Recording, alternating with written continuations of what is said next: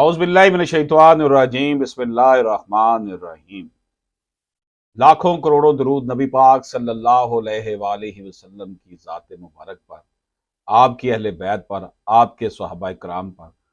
अल्लाह पाक हमें दोस्तों नबी पाक सल्लल्लाहु अलैहि वसल्लम की वसातत से, आपके सदका जमीला से हमें हमारे ऊपर रहम करे और हमें अच्छा इंसान बना दे।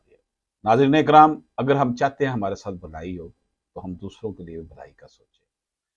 नाज़रीन, आज का हमारा टॉपिक जो है वो वसीयत नामे के हवाले से है, विल जिसे कहते हैं, और इसको कैसे उसका अंदराज कैसे करवाया जाता है।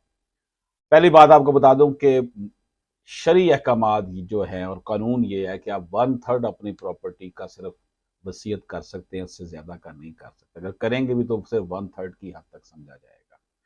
और ये भी है कि ये शरई वारस के हक में वसीयत नहीं की जा सकती, ये भी मैं आपको बता दूं कुरान और सुन्नत की रोशनी में। वसीयत से मुराद किसी शख्स के फौत होने से पहले इसकी आखिरी हदायत या नसीहतें हैं, जिसमें वो किसी काम के करने या ना करने के बारे में अपनी मर्जी के मुताबिक हदायत देता है। कोई भी मुसलमान जो सहीउल दिमाग हो, अक्ल व बालग हो, अपनी जायदाद बजरिया वसीयत मुंतकिल कर सकता है। वसीयत ज़बानी और तहरीरी दोनों तरह से हो सकती है, लेकिन ये जो मौजूदा दौर है, मॉडर्न दौर है, इसमें लिखा हुआ ना होना चाहिए। ज़बानी से फिर जो है वो इबहाम पैदा होते हैं। इस्लामी कानून के मुताबिक दीगर वारसान की रजामंदी के बगैर किसी वारस के हक में वसीयत जायज़ नहीं है। तो जाहिर है कि फिर आप किसी की वारस के हक में तो नहीं ना कर सकते, क्योंकि हर बंदा कहेगा मुझे मेरा हक मिले। क्योंकि शरीयत का मंशा यह है कि वसीयत करने वाला शख्स इस्लामी असूल विरासत में खलल अंदाजी ना करे, वो जिसका जो हिस्सा बनता है उसको दे। तो गोया अपनी जिंदगी में अगर वो वसीयत करता है तो वो गलत करता है। जो अपनी जिंदगी में क्या करते हैं, हिबा कर देते हैं बेटों को, बेटियों को कुछ नहीं देते, कितना बड़ा जुल्म कर रहे हैं वो अपनी जान के साथ। उनकी बख्शिश ही नहीं है, हमेशा जहन्नम में रहेंगे। इस्लामिक कानून के मुताबिक दीगर वारसान की रजामंदी के बगैर किसी वारस के हक में वसीयत जायज नहीं। ठीक है, वसीयत करने वाला शख्स अपनी जायदाद की 1/3 तक किसी अजनबी या गैर वारस को बजरिया वसीयत देने का हक रखता है। किसी वारस के हक में हिबा बिल वसीयत जायज नहीं, जब तक कि दीगर वारसान हिबा बिल वसीयत करने वाले के मरने के बाद वसीयत के मुतल्लक इजहार रजामंदी ना करें। तो ये दौर कैसा है, अगर आप उसके कर भी दिया जी मेरे बाद ये इनको मिले, वो गलत है। हर किसी को जरूरत है। इससे माशी तौर पर बड़ी तब्दील, खवातीन बेचारियों को उनके हक विरासत से महरूम कर दिया जाता है इसी तरह की वसीयतें करके। रजिस्ट्रेशन एक्ट 1908 में वसीयत और इससे मुतल्लिका अमूर के अंदराज का तरीकाकार दिया गया है। कानून के मुताबिक इसका सेक्शन 40 कहता है कि बदई या इसकी मौत के बाद जो शख्स दावा करता है कि वो वसीयत के ज़िमन में तामील कुरिंदा है या मज़कूरा वसीयत की रूह से कोई दावा वगैरह करे, तो ज़रूरी है कि ऐसी वसीयत को वो सब रजिस्ट्रार के पास उसकी रजिस्ट्रेशन कराए, यानी उसे एज ए डॉक्यूमेंट रजिस्टर्ड कराए।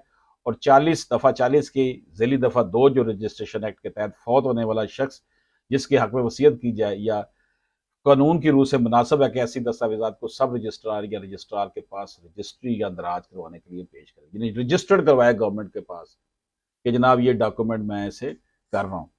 वसीयतनामा जिससे मुद्दई या ज़ारे मलकियत रखने वाला या फौत होने वाला शख्स अंदराज करवाने के लिए पेश करे, तो ऐसी दस्तावेजात का अंदराज इस तरीके पर किया जाएगा कि जैसे कोई दीगर दस्तावेज मसलन बैनामा है, हिबानामा है, कोई डॉक्यूमेंट जिस तरह रजिस्टर्ड है। वसीयतनामे को अंदराज के लिए वही शख्स पेश करने का हक रखता है जिसको इन पर इस्तेहकाक या कोई हक हासिल होता है। इंदराज के लिए पेश करने पर रजिस्ट्रार या सब रजिस्ट्रार अपना इत्मीनान कर लेने के बाद इनको दर्ज करता है। इंदराज करने वाले रजिस्ट्रार या सब रजिस्ट्रार जो है उनको मंदरजा झैल अमूर के मतलब अपना इत्मीनान करना होता है। ये कि इंदराज के लिए पेश की जाने वाली वसीयत इजाज़तनामा वसीयत करने वाले या फौत होने वाले शख्स जैसी भी सूरत हाल उसकी जानब से तहरीर किया गया कि यह वाक़या उसने तहरीर किया।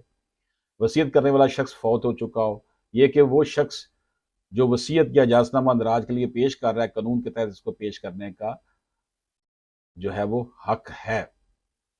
वसीयत करने वाला शख्स या इसका नामजद एजेंट वसीयतनामे की दीगर तफसीलात मसलन अपने क्वाइफ वफात के बाद जिस शख्स को मज़कूरा वसीयतनामा या दस्तावेज हवाला करने वगैरह जैसी तफसीलात मुहैया करके इसको बंद लिफाफे रजिस्ट्रार के पास रखवा सकता है। ऐसे लिफाफे को रजिस्ट्रार अपने रजिस्टर में बमा तफसीलात मसलन वसीयत करने वाले शख्स या इसके एजेंट के क्वाइफ, एजेंट वकील को अपना वो रिप्रेजेंटेटिव मुकर्रर कर लेते हैं या किसी और शख्स को भी कर सकते हैं लायर के अलावा, जिसके हक में वसीयतनामा इसके क्वाइफ वगैरह बमा वसूली की तरीक वगैरह के अंदराज के बाद महफूज संदूक में से संभाल कर रखता है। वसीयत करने वाला शख्स खुद या बजरिया एजेंट के अपने महफूज लिफाफे को वापस ले सकता है, लेकिन वापस करने के लिए रजिस्ट्रार इस बात की तसल्ली करने का पाबंद है कि वापसी की दरख्वास्त वसीयत करने वाले शख्स या इसके एजेंट की तरफ से दी गई, यानी जिसको उसने अटॉर्नी दिया हुआ है। वसीयत कुनिंदा की वफात पर मुतल्लिका रजिस्ट्रार को दरख्वास्त दी जाती है कि वो वसीयत करने वाले शख्स की तरफ से महफूज रखा गया लिफाफा खोले, यानी जो उसके पास रखा गया था।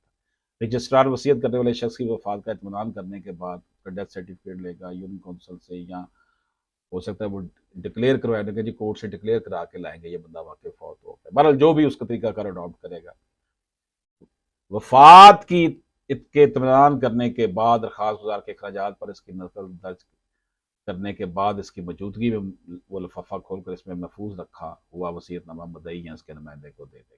रजिस्ट्रार के पास बाहिफाजत रखवाया गया वसीयतनामा वसीयत करने वाले शख्स की मौत की तस्दीक करने के बाद रजिस्ट्रार सिविल जज या बराबर अहदे के मुंसफ के सामने खोलकर तहरीक कुनिंदा को नोटिस जारी करे या इस शख्स को नोटिस जारी करे जो कि वसीयतनामा के तहत कोई फ़ायदा ले रहा हो, और इसको इस अमल की इतला करे कि वो मज़कूरा वसीयतनामे को 6 माह के अंदर दर्ज करवाए, वरना मज़कूरा दस्तावेज़ जो है वो तल्फ की जा सकती है। यानी अगर वसीयतनामे को मुद्दई या दीगर मुनाफा हासिल करने वाले शख्स से रजिस्टर्ड ना करवाया जाए तो रजिस्ट्रार इसको 6 माह के बाद ख़त्म कर सकता है। एक तो जिसने वसीयत की थी वो रजिस्टर्ड करवाएगा, उसे सब रजिस्ट्रार के पास रखवा दे या रजिस्टर्ड करवा के अपने पास ले आए। उसकी फौत होने के बाद जो उसमें लिखा हुआ उसके ऊपर अमल हो जाए। उसके फौत होने के बाद जो बंदे उससे फ़ायदा ले रहे हैं उन्होंने भी उसको रजिस्टर्ड करवाना है।